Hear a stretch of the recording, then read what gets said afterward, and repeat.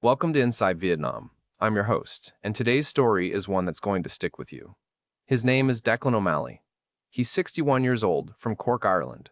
Spent his whole life as a mechanic, building something he was proud of, until it all came crashing down in a way that would send him halfway across the world looking for a fresh start. What Declan didn't know when he landed in Vietnam was that one argument, one fight over money, would unravel everything he thought he'd built here. That single conversation would expose a truth so devastating, it would leave him stranded 6,000 miles from home with almost nothing, forced to rebuild his life from scratch in a country that was supposed to save him.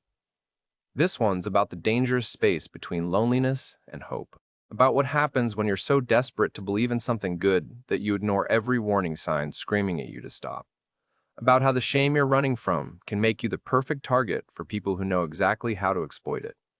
Declan's going to tell you himself what happened, how he met someone who seemed different from all the stories he'd heard, how helping her family felt like redemption, and how one explosive fight pulled back the curtain on an elaborate performance he'd been paying for all along. Here's his story, in his own words. My name's Declan O'Malley, and I ran a garage in Cork for 23 years. O'Malley & Sons Auto Repair, just off the Bandon Road. Started it with my business partner Connor back in 2001, the two of us barely 30 years old and thinking we'd found our ticket. Connor handled the books and customer service. I handled everything under the bonnet. It worked, you know. We built something. Had regulars who wouldn't take their cars anywhere else, lads who'd been coming to us for a decade or more. I knew their engines better than they did. The sign above the door had both our names on it.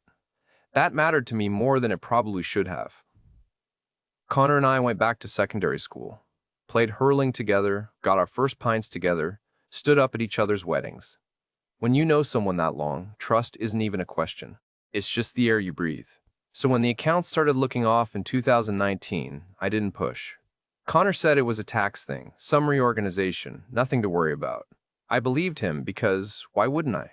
This was Connor. It took me 6 months to realize he'd been systematically emptying the company accounts, moving money to personal accounts, paying himself wages we'd never agreed to, taking out loans against the business I didn't know existed. By the time I caught it, he'd cleaned out nearly 40,000 euros and disappeared to England. Just gone. Phone disconnected, flat abandoned, mutual friends claiming they had no idea where he was. The garage went under 3 months later. I couldn't cover the debts he'd left behind, couldn't make payroll, couldn't keep the doors open. Had to let go the two lads who worked for us, both of them with families. That hurt worse than losing the business itself.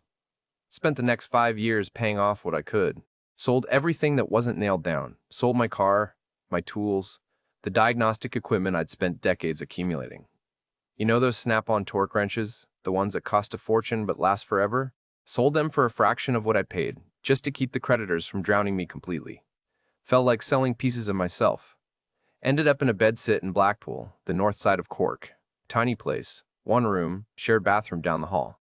At 61 years old, living like I was 21 again, only without the optimism or the knees that worked properly. My pension kicked in, 850 euros a month, enough to keep me fed and housed, but not much else. The worst part wasn't the money, though. It was the shame. Cork's not a massive city. You run a business for 20 years. People know you. Walking down the street meant seeing lads I used to drink with, customers whose cars I'd kept running for a decade, all of them knowing what happened. Some were kind about it, others avoided eye contact. The ones who gave me pitying looks were somehow worse than the ones who pretended not to see me at all. I stopped going to O'Sullivan's, the pub where I'd been drinking since I was old enough to order legally. Couldn't stand the thought of walking in there, everyone knowing Declan O'Malley got cleaned out by his own business partner. That I'd been too stupid or too trusting to see it coming. Most days I just stayed in the bedsit, watching the ceiling, trying to figure out what comes after you've lost everything you built. My mate Tommy came by one afternoon in January 2024 with his laptop, shoved it in front of me, pulled up YouTube. Some video about Western men retiring in Southeast Asia, living like kings on pension money that barely kept you alive in Ireland, Vietnam, Thailand, Philippines. The cost of living looked like a misprint. Rent for 200 euros a month. Meals for 2 euros. Coffee for less than €1. My 850 euro pension, the thing that kept me trapped in a bedsit in Cork, suddenly looked like it could give me an actual life somewhere else. More than that, though, it was the distance. Vietnam was 6,000 miles away. Nobody there knew about O'Malley and Sons. Nobody there would give me pitying looks or cross the street to avoid talking to me. I could just be Declan, some Irish lad having coffee, not Declan O'Malley who got betrayed by his best mate and lost everything. I wasn't running towards something, if I'm honest.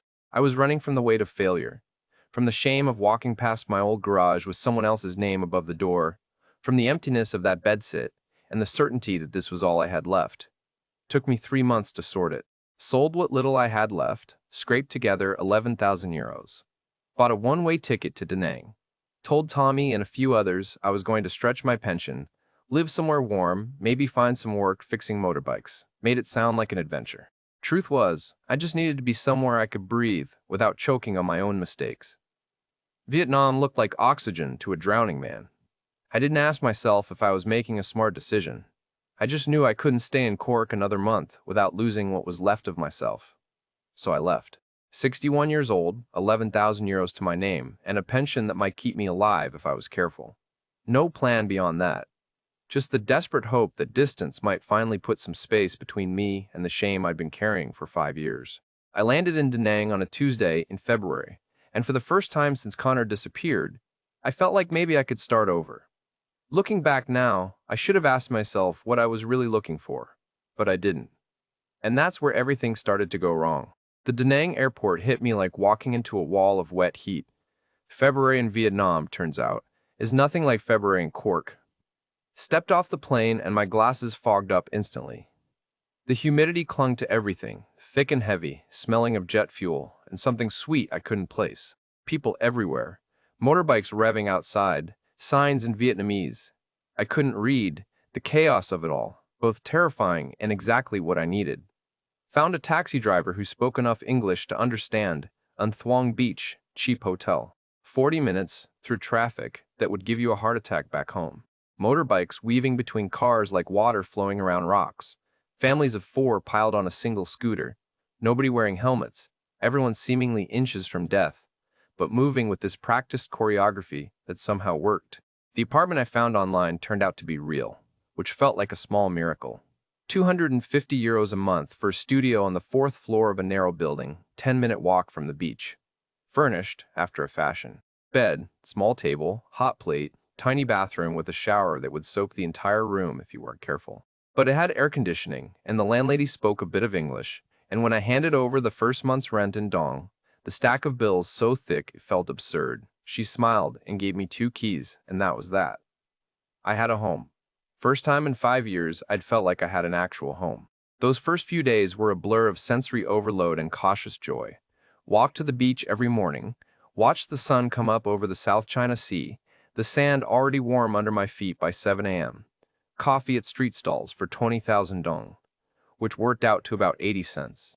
The woman who ran the stall near my apartment called it café soi da, coffee with condensed milk over ice. Rocket fuel sweet, strong enough to strip paint, and I loved it. Banh mi for lunch from a cart down the street. 30,000 dong, just over €1, and it was better than any sandwich I'd had in Cork. Fresh baguette, some kind of pork, pickled vegetables, cilantro, chili. The woman running the cart didn't speak English, but we developed a system. I'd point, she'd nod, hand me the sandwich wrapped in paper, take my money, and that was our daily transaction. My pension arrived the first week of March. 850 euros showed up in my account like clockwork, and for the first time in years that money felt like it might actually be enough. Rent, food, utilities, a bit left over. I could breathe. The freedom of anonymity hit me harder than I expected. Walking down the street, nobody knew me. The Vietnamese locals barely noticed foreigners unless we were buying something. The other expats I passed, mostly older Western men, we'd nod at each other, but nobody asked questions. No pitying looks, no whispers, no walking past my old garage and feeling the weight of failure crush my chest.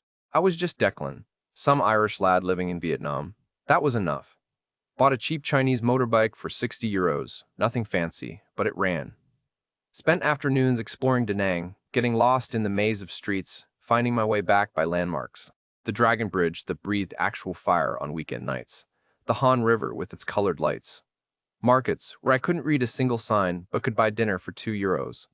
Week 3, I found Café Hoa Mai. Small place near the Han River. half a dozen plastic tables, coffee strong enough to wake the dead. Started going every morning after my beach walk, around 8. Became a regular without meaning to. Same table in the corner. Same order. Café Den, black coffee. One of the servers was a woman named Lynn, mid-30s maybe. Pleasant face, spoke English well enough for actual conversation. She'd bring my coffee, ask how I was settling in, make small talk while the morning rush was quiet. I made a joke one morning about the coffee having more kick than a misfiring cylinder. She laughed, actually laughed, asked what that meant. I explained I used to be a mechanic, spent my life fixing engines, knew how they were supposed to sound. She seemed genuinely interested, asked about Ireland, about what brought me to Vietnam. I gave her the sanitized version, retired, wanted to stretch my pension, liked the weather. She nodded, said her younger brother was studying engineering, maybe one day he'd fix engines too. Nothing romantic in it, not at first. Just friendly conversations over coffee. But it felt good, you know? Having someone to talk to who wasn't another burned-out expat drinking himself to death. Someone who smiled when she saw me, remembered how I took my coffee, asked real questions. The expat warning started almost immediately. Met a few lads at a bar near the beach, Australians and Brits mostly, the usual crowd of pensioners living cheap. They'd been in Vietnam for years, had the whole scene figured out. Be careful of the women, they said. Every one of them has a sick buffalo story. Grandmother needs surgery, brother needs school fees, family business needs investment. They'll bleed you dry and disappear. Don't be the old fool chasing bar girls half your age thinking this one's different. I listened, nodded, took it in. But I also heard the bitterness in their voices, the casual racism disguised as wisdom. The way they talked about Vietnamese women, like they were all running the same scam. Some of these lads had been hurt, sure, but some of them were just angry old men who thought their pension entitled them to something. I wasn't looking for a girlfriend, wasn't chasing anyone. I was just trying to stretch my money and figure out what came next. Lynn was friendly, that was all. A nice woman who worked at a cafe and made decent conversation. Week 5, she asked if I'd like to try real Vietnamese food, not the tourist stuff. Her day off was Thursday. She knew a market where locals shopped, could show me around if I wanted. I said yes, why not? Having a local friend seemed useful, someone who could help me navigate this foreign world, explain things, maybe teach me a bit of the language. Thursday morning, met her at the market. Massive covered space, vendors selling everything from live chickens to vegetables I couldn't name. The air thick with the smell of fish sauce and lemongrass. Lynn walked me through it like a tour guide, explaining dishes, teaching me words. Ka, fish, tit, meat, kam, rice. We tried fruits I'd never seen. Dragon fruit, pink and white inside, sweet and mild. Rambutan, hairy red things that tasted like lychee. She insisted on buying everything, waved off my attempts to pay, said I was her guest in Vietnam. Ended at a street food stall. Plastic stools barely big enough for my backside. Bowls of pho that cost 40,000 dong and tasted better than anything I'd eaten in months. We talked for 2 hours. About her family, her university studies, her job at the cafe, about Ireland, about Cork, about the weather and the food, and how different everything was. She paid again. Wouldn't let me argue about it. Walking back to where I'd parked my motorbike, I felt something I hadn't felt in years. Light, maybe. Like the weight I'd been carrying had lifted just a fraction. Like maybe Vietnam could be more than just a place to hide from my failures. Maybe it could be a place to actually live. Should have been more careful. Should have kept my guard up. But after 5 years of shame and isolation, and that suffocating bedsit in Cork, having someone treat me like I mattered, like I was worth spending time with, it felt like sunlight after a long winter. And I was desperate for sunlight. The friendship with Lynn developed the way friendships do when you're not forcing anything. Over the next 6 weeks, she showed me parts of Da Nang I'd never have found on my own. A beach north of the city where Vietnamese families went on weekends, no tourists, just locals grilling fish and swimming. A calm tam place hidden down an alley where the broken rice came with grilled pork and a fried egg for 50,000 dong. Coffee shops that didn't cater to Westerners, where everyone stared when I walked in, but Lynn would chat with the owner and suddenly I was welcome. She taught me basic Vietnamese. Xin ka for hello. Cam on for thank you. How to order café sua nong, hot coffee with condensed milk. My accent was terrible, but she'd laugh without making me feel stupid about it, correct my pronunciation gently. I helped her practice English. She'd studied it at university years back, but didn't use it much except at the cafe.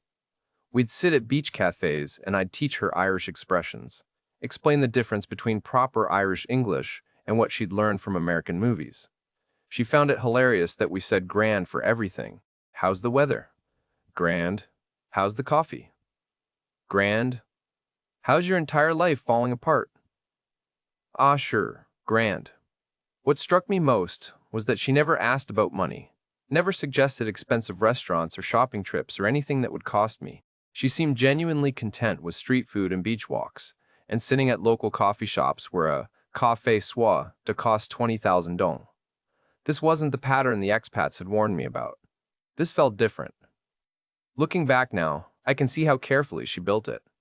But at the time, it just felt like friendship turning into something more. The shift happened gradually. We were crossing Le Douane Street one afternoon, motorbikes coming from every direction, and she grabbed my hand to keep me from stepping into traffic. Didn't let go after we reached the other side, just kept holding it as we walked, natural as anything. Week 8, she invited me to her apartment for dinner. Said her roommate was visiting family in Hue for the week. She'd cook something traditional if I wanted to try real Vietnamese home cooking. The apartment was in Hai Chow District. Modest building, 3rd floor walk-up. Clean, simple. 2 bedrooms, small kitchen, balcony overlooking the street, photos on the wall, books in Vietnamese, a life that looked lived in and real. She made bun cha, grilled pork with noodles and herbs. We ate on her balcony, the evening air finally cooling down, motorbikes buzzing below, the city settling into night. She asked about my marriage, why it ended. I told her the truth, or most of it. My ex-wife and I had grown apart years before the garage collapsed, separated amicably, no kids. The business failure just made official what had been dying for a while. And you? I asked. Why no husband, no family of your own? She looked out at the street, quiet for a moment. Said Vietnamese men her age wanted younger women, ones who'd stay home and have babies. She'd wanted a career, wanted to use her English degree, but the cafe was all she could find. Most men she'd dated drank too much, gambled, expected her to support them and their parents. She was tired of it. You're different, she said. Gentle, respectful, stable. That word. Stable. After 5 years of being anything but, hearing someone describe me as stable felt like absolution. The kiss happened naturally, tentative at first, both of us uncertain. But it felt right in a way nothing had felt right in years. She was younger, attractive, kind, and somehow interested in me. 61 years old, failed businessman, living in Vietnam on a pension, and this woman wanted to spend time with me. I should have questioned it, should have asked myself why. But I was lonely, and she was warm, and I needed to believe I could still matter to someone. We became a couple after that. Nothing dramatic, no official declaration, just the natural progression of spending more time together. She'd stay at my apartment a few nights a week. We'd plan trips, nothing we actually took yet, but talking about visiting Hoi An or Hue. I introduced her to the few expat friends I'd made, careful to avoid the bitter ones who'd just tell me I was being played. 2 months in, she asked if I wanted to meet her family. This felt significant. Not something a scammer would do, I reasoned. You don't bring the mark home to meet your parents if it's all an act. We drove 90 minutes west into the countryside, the landscape shifting from city to rice paddies to small villages with dirt roads. The house was exactly what she'd described, modest. Concrete construction, tile roof, small garden out front. Her father met us outside, weathered face, calloused hands, the look of a man who'd worked construction his whole life. Didn't speak a word of English. Her mother came out next, wiping her hands on her apron, smiled and gestured for us to come in. Inside, it all looked authentic. Photos on the wall, showing Lynn as a child, school pictures, family gatherings. Her younger brother Min was there, 22 or 23, engineering textbooks spread out on a table. Grandmother sitting in the corner, ancient and quiet. The mother cooked lunch, traditional dishes I couldn't name, and we ate together while Lynn translated. They treated me warmly but not obsequiously. The father asked about Ireland through Lynn, seemed genuinely curious about what I'd done for work. Min showed me his university materials, asked if I knew anything about automotive engineering. I gave him what advice I could, explained how fuel injection systems worked, the basics of diagnostics. Driving back to Da Nang that evening, I felt something I hadn't felt since before Connor's betrayal, like I'd been accepted into something real, like I'd found a place I belonged. That's when Lynn mentioned, casual as anything, that her mother had diabetes. The medication was expensive, she said. 5 million dong a month, about 200 euros. The family struggled with it, sometimes had to choose between the medicine and other necessities. I offered before she could ask. 200 euros was nothing, I said. Happy to help, she protested. No, couldn't accept it, too much, they'd manage somehow. But I insisted. What's 200 euros when you've just been welcomed into someone's family? When you've found something that feels like redemption? She cried, actually cried, when I transferred the money the next day. Said she'd pay me back as soon as she could. I waved it off. Family helps family, I said. She showed me the receipt a week later. Handwritten, from a pharmacy I didn't recognize, but Vietnamese healthcare worked differently than Ireland, I told myself. The receipt proved she'd bought the medicine. Everything was legitimate. Looking back now, I should have noticed the warning signs even then. Min's University seemed oddly quiet for a Tuesday afternoon, but Lynn said it was a holiday week. The address she'd given me for the house, I didn't write it down properly, didn't think to verify it. The medication receipt was handwritten instead of printed. But again, different country, different systems. I didn't want to see the problems. I wanted to believe I'd finally found something good. That Vietnam wasn't just a place to hide from my failures, but a place to build something new. That Lynn and her family were the real thing, not like the stories the bitter expats told. I'd spent 5 years running from shame. Now I'd found acceptance. Someone who wanted me. A family who welcomed me. Purpose again, being the kind of man who takes care of people. 200 euros to feel like I mattered? That was the bargain of a lifetime. I just didn't realize yet what I was actually paying for. By month 3, Lynn and I were properly together. She stayed at my apartment 3-4 nights a week. We'd wake up together, have coffee on my tiny balcony watching the city come alive, talk about taking a trip down to Hoi An once the weather cooled.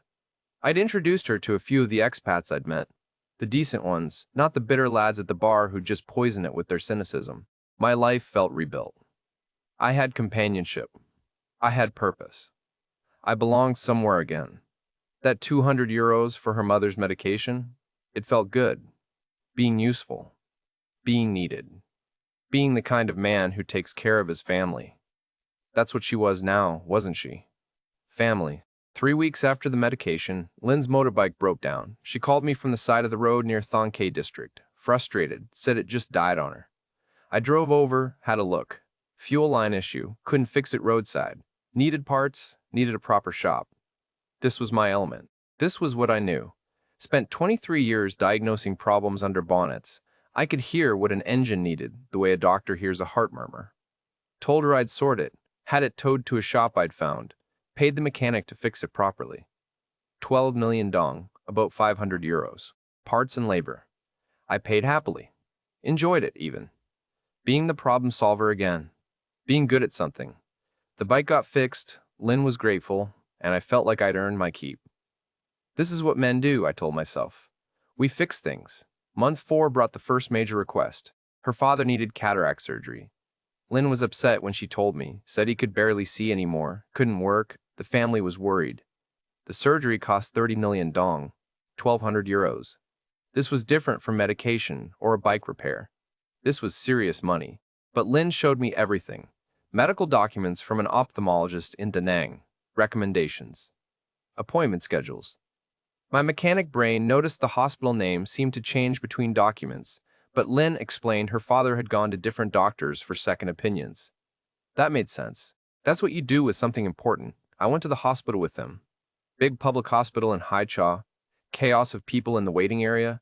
That antiseptic smell mixed with the humidity. Saw the father sitting there with Lynn, looking old and tired.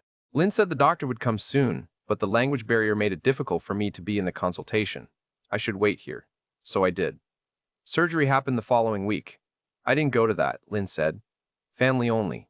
But she sent me photos afterward. Her father with an eye patch, looking tired but relieved. Everything checked out. I transferred the 1,200 euros. My savings dropped from 11,000 to about 9,000. But this was a man's sight we were talking about. What's 1,200 euros for that? But then the pattern started accelerating in ways that made the diagnostic in my head start throwing warning lights. Min's university fees came up. 20 million dong, 800 euros. Lynn showed me the invoice, said the semester payment was due, family didn't have it. I paid. Savings down to 8,000 euros. Then the roof at the family house needed repairs. Typhoon damage, Lin said. 16 million dong, 650 euros.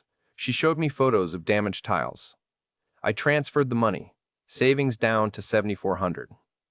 The grandmother needed a new walker. 5 million dong, 200 euros. Down to 7,200. Each time, Lin was reluctant.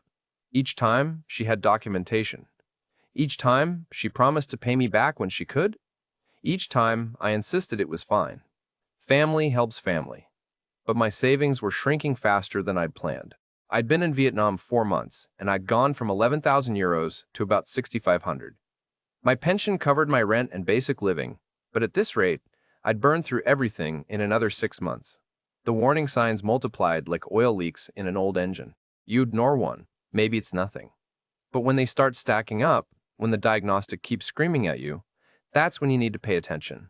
Lin got evasive when I suggested opening a joint account to help manage family expenses. Said it was complicated. Vietnamese banking was different, maybe later. But if we were planning a future together, wouldn't that make sense? She'd go silent for days when money got tight. Then, when a new emergency came up, she'd be affectionate again, attentive, the woman I'd fallen for. The pattern was too clean, too convenient. She told me she'd quit the cafe job to take care of her aging parents full-time. Made sense, they needed help. But I stopped by Cafe Hoa Mai one morning, old habit, and she wasn't there. Manager said she hadn't worked there in weeks. When I asked Lin about it, she got defensive. Said she'd told me she quit, why was I checking up on her? She couldn't meet me certain days without clear explanation of where she was. Family obligations, she'd say. Taking her mother to appointments. Helping Min with something. Always reasonable. Always just vague enough. My mechanic instincts were screaming. Too many emergencies. The timing, too convenient. Numbers that didn't quite add up. But I consciously overrode them. Because here's the thing. I'd trusted my instincts with Connor. Worried about the accounts. Asked questions. And it had all been paranoia, until suddenly it wasn't. But by then the friendship was already poisoned by my suspicion. Maybe if I'd trusted him more openly, he wouldn't have felt the need to hide things. Maybe my distrust created the problem. I wouldn't make that mistake again. I wouldn't let suspicion poison something good. And I'd heard the expats at the bar. Bitter men who saw scams everywhere. Who talked about Vietnamese women like they were all running the same con. Their racism disguised as wisdom. Their inability to see that maybe the problem was them, not every Vietnamese woman in the country. I wouldn't be that man. I'd seen Lin's family, her life, her vulnerability. This was real. My savings hit 6,500 euros, and I felt the first flutter of real fear. Not suspicion yet. Not ready to admit that. But fear. The cushion was disappearing. My pension covered rent and food, but nothing extra. If something went wrong with me, if I got sick, if I needed to leave Vietnam suddenly, I didn't have the resources anymore. I was trapped by my own need to believe, and somewhere deep down, some part of me knew it. But I'd come to Vietnam running from shame. And what I'd found here, what Lin and her family represented, was the antidote to that shame. Acceptance, belonging, purpose. The chance to be the kind of man who takes care of people instead of the kind who gets betrayed and loses everything. I couldn't let go of that. Not yet. Not when the alternative was admitting I'd flown 6,000 miles just to make the same mistakes in a different language. So I ignored the diagnostic. Told myself Vietnamese families really did support each other this way. Told myself I was being a tight-fisted Irishman, culturally insensitive, suspicious in ways that would destroy something beautiful. The engine was misfiring. But I kept driving anyway. Month 6. Lin came to me with an opportunity. Her cousin Duck wanted to open a motorcycle repair shop in Da Nang. Small operation, just him and maybe one employee. But there was demand. Vietnamese people always needed their bikes fixed, tourists too. He needed investors to get started. 50 million dong, about 2,000 euros, would buy me a 20% stake. Monthly dividends once it was profitable. This hit me different than the other requests. This wasn't charity, this was business. And it was exactly my world, what I knew, what I'd lost when Connor destroyed the garage back in Cork. A chance to be involved in the work I understood, to rebuild what had been taken from me. Lin showed me the business plan, printed, professional looking. Equipment costs, location rental, projected revenue. She arranged a meeting with Duck at a coffee shop in Tonka. Young lad, mid-20s, eager, talked about his vision for the shop. showed me photos of potential locations on his phone, asked me questions about diagnostics, tools, what equipment was essential versus nice to have. He knew his stuff, or seemed to.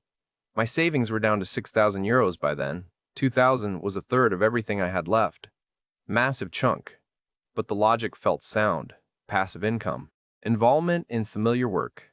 A stake in Vietnam's growing economy. And more than that, it felt like vindication. Proof that coming here wasn't just running away, it was building towards something. I transferred the money.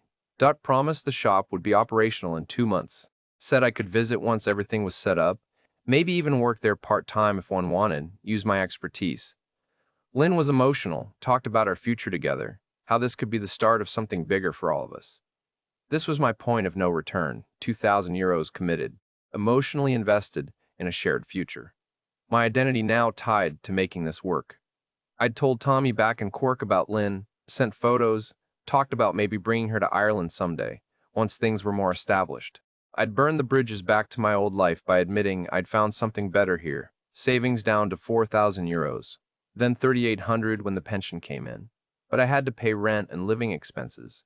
Then the cracks started widening in ways I couldn't ignore as easily. Lynn needed money for Min's university fees again. 20 million dong, 800 euros. Didn't we just pay that 2 months ago? She got defensive. Different semester, different fees. This was for lab equipment and specialized courses. I paid, down to 3,000 euros. Then the roof repairs came up again. 16 million dong, 650 euros.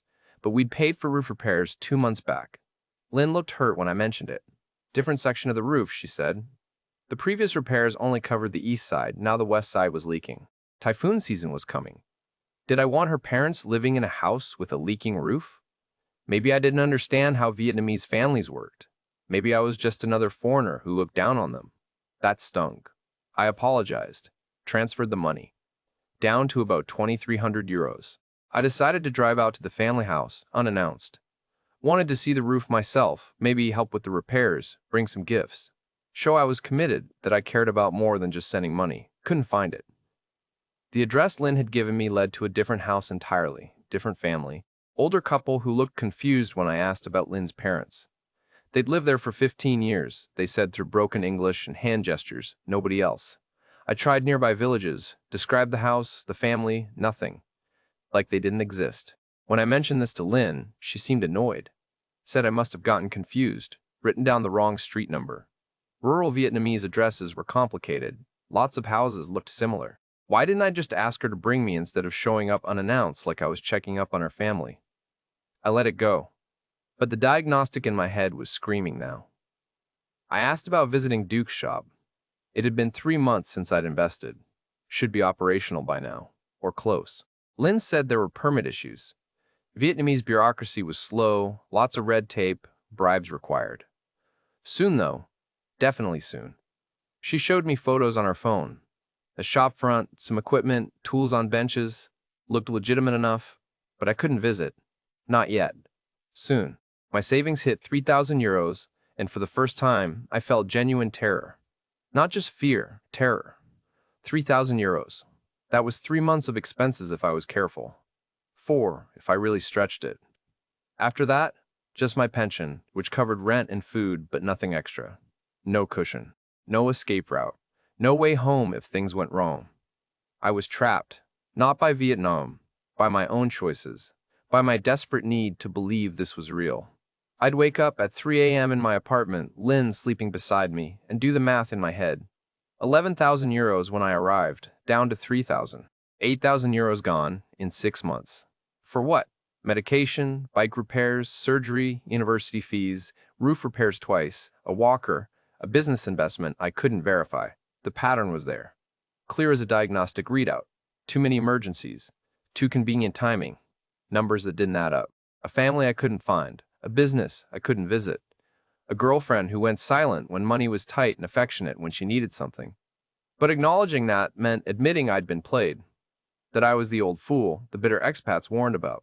That I'd flown 6,000 miles from Cork just to make the same mistakes, trust the wrong person, ignore obvious warning signs until it was too late.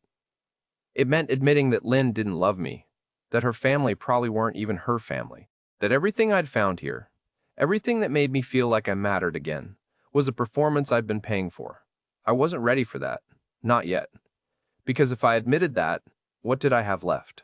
3,000 euros, a pension, a rented apartment, in a country where I barely spoke the language. Alone again. Failed again. The same emptiness I'd tried to outrun, just in a different location with better weather. So I told myself stories.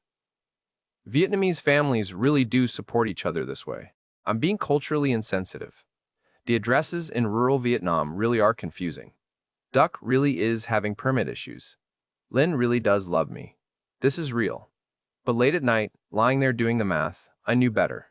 I knew the engine was failing. I knew the diagnostic was screaming. I knew every mechanic instinct I'd developed over 23 years was telling me to stop, to look closer, to face the truth.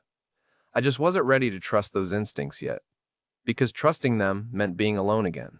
And I'd rather keep paying than face that particular truth. 3,000 euros left.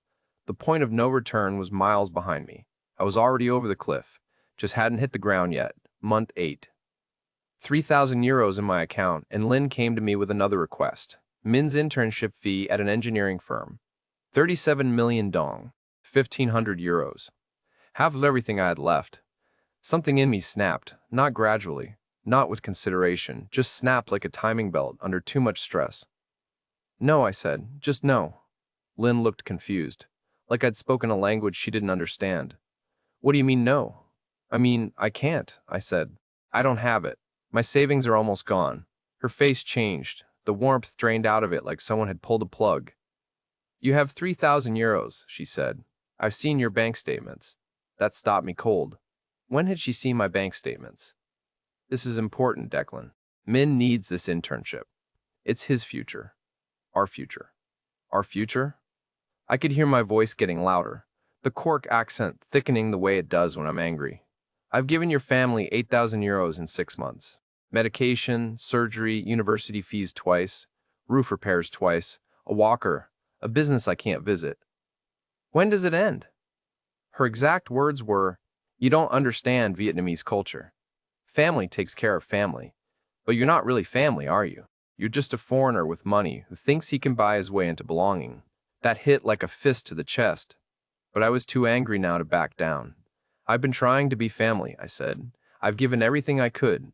But 1,500 euros, that's half of what I have left. What happens when that's gone? What happens when there's nothing left to give? Then maybe we have nothing left to talk about, she said. Cold. Clinical.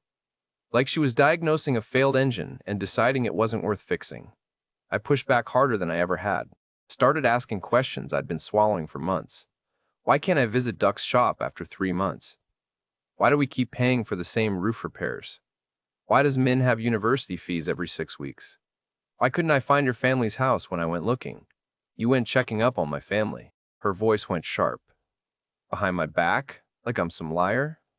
I just wanted to help with the roof repairs myself, I said. Bring some gifts. But the address you gave me, it's a different family. Been there 15 years. You wrote it down wrong, she said. You're confused. This is what I'm talking about. You don't trust me. You don't trust my family. You think we're all trying to trick you because that's what all you Western men think about, Vietnamese women. She grabbed her bag, stood up. We were in my apartment, the little studio that had felt like home for 8 months, and suddenly it felt like the walls were closing in. You want to know the truth, Declan? You're just like all the others. Come to Vietnam thinking your pension makes you special, thinking you can buy a family because you lost yours. But you can't buy respect, you can't buy trust, and you definitely can't buy love. The words came out of me before I could stop them. Then maybe I've been paying for something I already knew wasn't real. Silence. Heavy and horrible. Her last words. You don't trust me? Then we're done. I don't need your money or your suspicion. She walked out. Door slam. The sound echoed in that tiny apartment like a gunshot. I sat there for hours. Didn't move. Didn't turn on the lights when the sun went down. Just sat in the dark doing the math over and over. 3,000 euros. 8 months. 11,000 when I arrived. The numbers didn't lie, but I'd been lying to myself about what they meant. Spent the whole night oscillating between vindication and guilt. Part of me felt righteous. I'd finally stood up for myself. Finally said no. Finally asked the questions that needed asking. Part of me felt sick. What if I'd just destroyed the only real thing I'd found here? What if I was wrong? By morning, guilt had won. Of course I was wrong. I'd let my paranoia from the Connor situation poison something good. I'd proven I was just another suspicious foreigner who couldn't handle cultural differences. Lynn was right. I didn't understand how Vietnamese families worked. I'd been culturally insensitive, checking up on her family behind her back, questioning everything like a tight-fisted Irishman who couldn't see past his own prejudices. I needed to apologize. Explain that I was just scared because my savings were low. Promise to be better. Make this right. Drove to her apartment in Hai Chow district. 7th time I'd been there, I knew the route by heart. Climbed the stairs to the 3rd floor, knocked. A different woman answered. Younger, looked confused. Is Lynn here? I asked. The woman shook her head. Called to someone inside in Vietnamese. The landlord came out. Older man, spoke a bit of English. Lynn not live here, he said. Move out 2 months ago. That can't be right, I said. I was here last week. He shook his head. Showed me inside. Different furniture. Different life. Not Lynn's. 2 months ago. But she was just here. I was confused. Really confused. Some mistake. No mistake, the landlord said. 2 months. Maybe you confuse address. But I wasn't confused. This was the building. The stairway. The apartment. Just not her apartment anymore. Hadn't been for 2 months. But she'd been letting herself into my place 4 nights a week. Where had she actually been living? Drove to Cafe Hoa Mai, hands shaking on the handlebars. Where we met. Where she worked. Where this all started. The manager recognized me. The foreigner who used to come in every morning. Is Lynn working today? I asked. Lynn, the manager looked confused. She quit long time ago. Maybe 4 months? After she started dating foreign man. No work here anymore. 4 months. She told me she'd quit to take care of her parents full time, but that was 4 months ago, and I'd been paying for family emergencies ever since. Do you have her phone number? Contact information? Manager shook his head. Sorry. No. I pulled out my phone. Called her number. The number I'd called 100 times. Disconnected. Dead tone. Tried messaging her on Zalo. Blocked. Like I'd never existed. The panic started then. Real panic. The kind that makes your vision narrow and your chest tight. Got on the motorbike. Drove west out of Da Nang into the countryside, 90 minutes through rice paddies and small villages, to the family house, to Lynn's parents and Min and the grandmother, to the people I'd been supporting for 6 months. Found the village, found the street, found the house, different family. Old couple sitting outside, looked at me like I was mad when I started asking about Lynn's family in broken Vietnamese and frantic hand gestures. They lived here 15 years, they said, through a neighbor who spoke some English. Never anyone else. No young people. No family with a son at university. Just them. I tried the neighboring villages. Described the house, the father who worked construction, the mother who cooked traditional food, men with his engineering textbooks, nothing, blank stares. Shrugs. Like I was describing ghosts. Back in Da Nang, I went to a cafe with Wi-Fi. Found the one email Duck had sent me about the business plan. Tried to reply. Bounced back.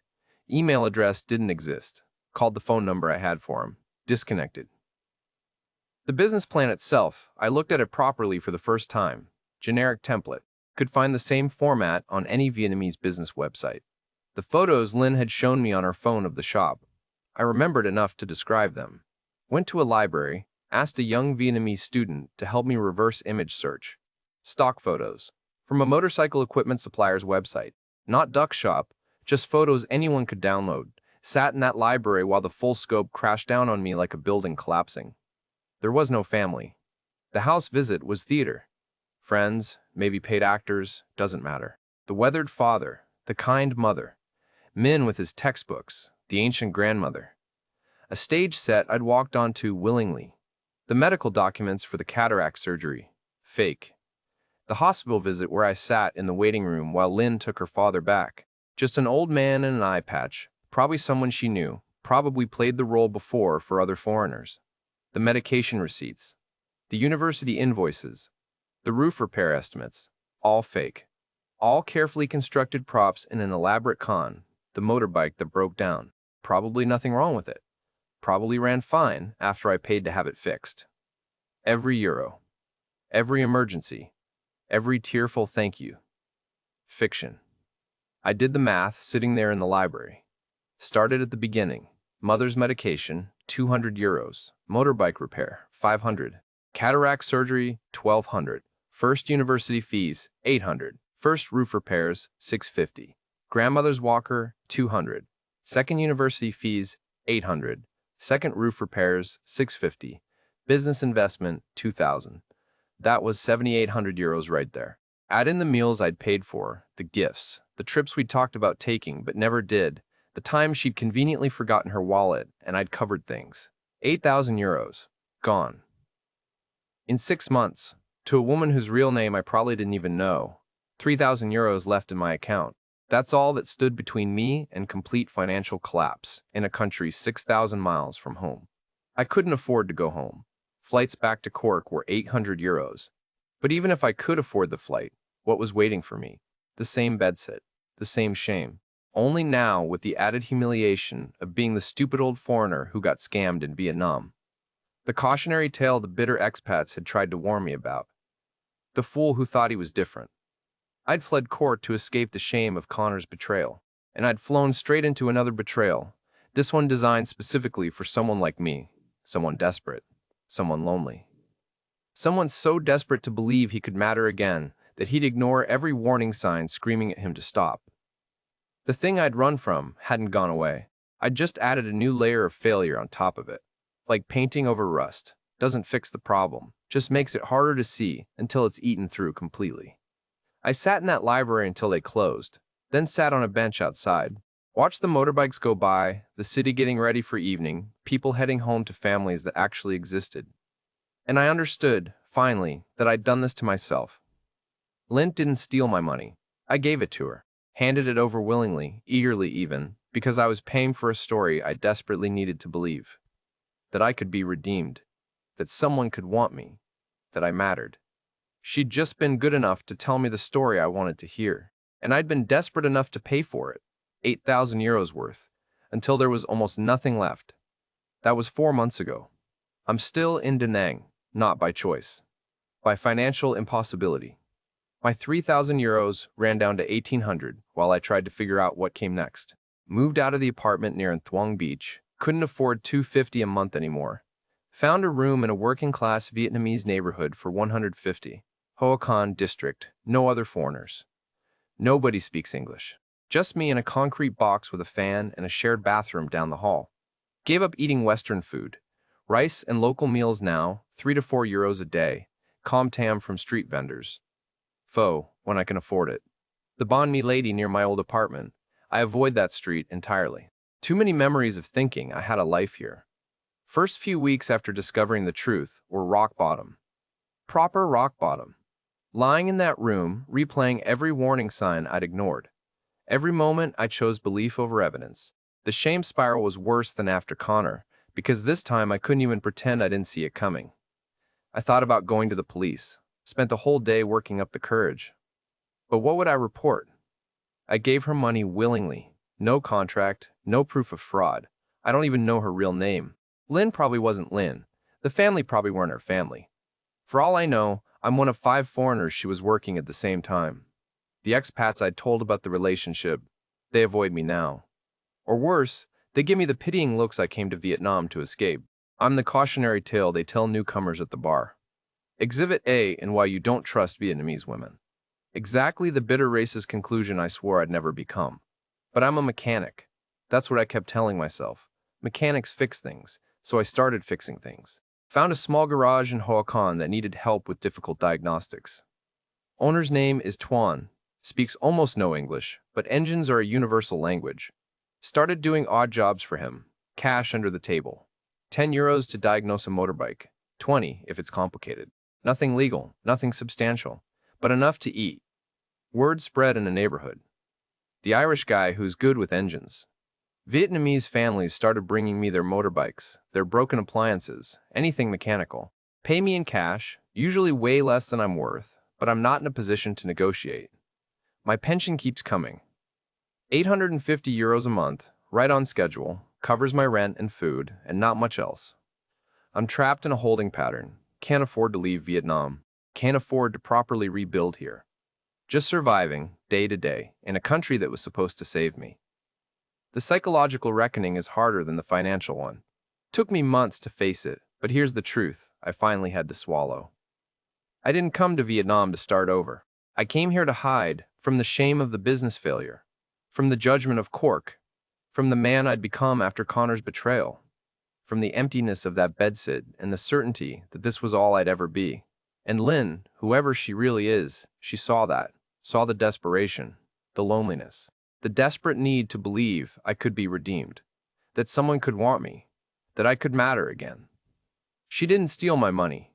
I paid her to tell me a story I was desperate to believe. 8,000 euros for 6 months of feeling like I belonged somewhere, like I mattered, like the shame I'd been carrying could finally be set down. The deepest cut isn't that Lynn lied. It's that I knew she was lying and chose the lie anyway. Every warning sign I ignored, every question I didn't ask, every time I overrode my mechanic's instincts because the truth was too uncomfortable. Connor's betrayal destroyed my business. But my own willful blindness destroyed what was left. I ignored every diagnostic because acknowledging the problems meant admitting I was the lonely old foreigner chasing a fantasy, meant facing the same emptiness I'd flown 6,000 miles to escape. The betrayal wasn't that she lied. The betrayal was that I knew and chose the lie anyway. Here's what I've learned, and I wish I'd learned it cheaper.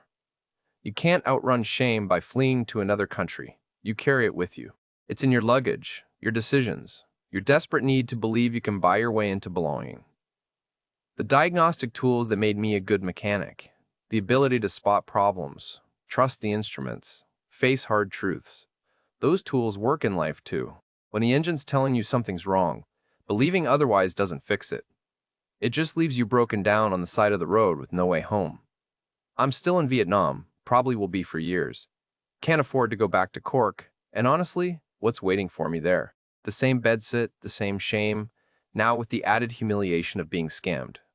Started going to an expat recovery group for scam victims. Meets twice a month at a cafe in Hai Chow. Turns out I'm not alone. Not even unusual. There's dozens of us, hundreds probably.